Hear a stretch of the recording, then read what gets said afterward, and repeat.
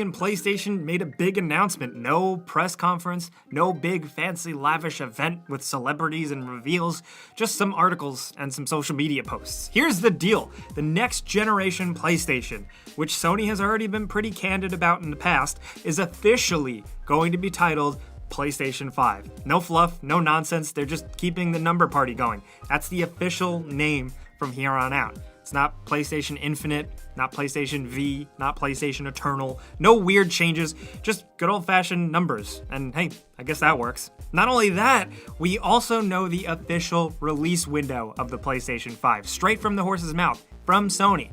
We've kind of known that it would be near this thanks to previous statements about 2020, but it will now officially be in our hands holiday 2020. So take that as roughly the fall, September, October, November, up until the end of November, which is Black Friday, which, most tech companies would not release a product after that point. So take that as the finish line. That's the rough date. Take that for what you will. Start saving up your money now, I guess. I don't know. But thankfully, Sony and their head, Jim Ryan, also went on record with a statement on the evolution of the PlayStation controller. Surprisingly in depth, too, as the next PlayStation controller will be ditching traditional rumble motors in favor of a more haptic feedback style of vibration.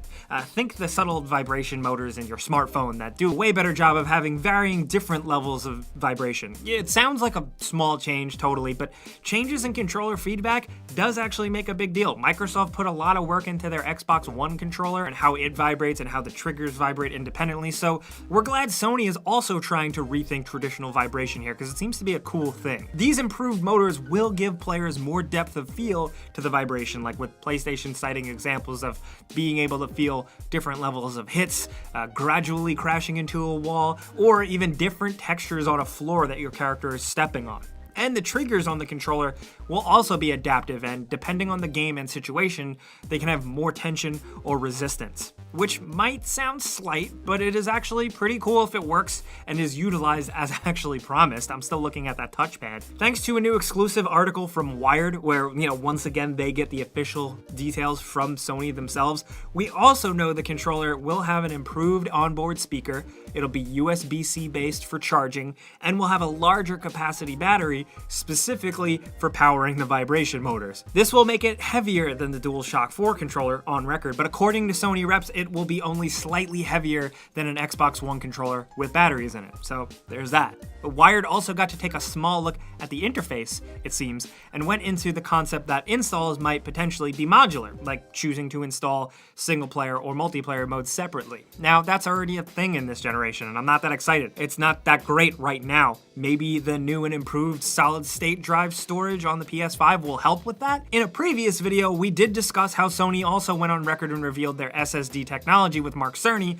that will make load times insane and even possibly ahead of current competition. According to Wired, this SSD will help with load times, obviously, but also startup times and streaming technology. And as some of my fellow PC players know, SSDs are already a friggin' game changer with everything in games. And if Sony has some hybrid hardware-software tweaks up their sleeve like Mark Cerny says they do, it could make a profound difference for console gaming, one that we think it sorely needs in this next generation. That and redesigned UI has been confirmed, and I'm grateful for that. Speaking of that stuff, just to cover our bases, in case you didn't know, Sony has also been forthcoming about the specs. It's all out there, it's AMD architecture, and they've talked about teraflops and stuff like that. We'll leave that for the other video. But they've also detailed how backwards compatibility will thankfully work theoretically seamlessly, and along with that, we've also known PSVR will continue to be supported. Now there's more, but like I said, we wanted to focus on the newer stuff with this video, including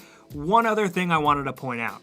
That leaked developer kit concept art thing, that patent, that was real. This probably isn't quite what the console will look like, but we know developers have these to develop new games, and they have the new controllers, and they've been working on developing games for the PlayStation 5. Two examples of that, kind of. One, Guerrilla Games has been hiring quite a bit, and it's led to a lot of articles and a lot of speculation that Horizon Zero Dawn 2, or whatever it will be called, will be a PS5 game, maybe even a launch game. But one other really exciting statement was from the Wired article that I want to point out. President of Blue Point Games, Marco Thrush said, and I quote, "We're working on a big one right now. I'll let you figure out the rest. Now, that's a really, really small quote. This is interesting. As you know, Bluepoint Games is known for extremely well done remasters and reworks of older games, who has been working closer and closer with Sony, and most recently did the excellent and gorgeous kick-ass new version of Shadow of the Colossus, a PlayStation 2 classic. We've known they've been working on something for a while. They have gone on record before. This isn't the first time they've hyped it up as quite a big thing,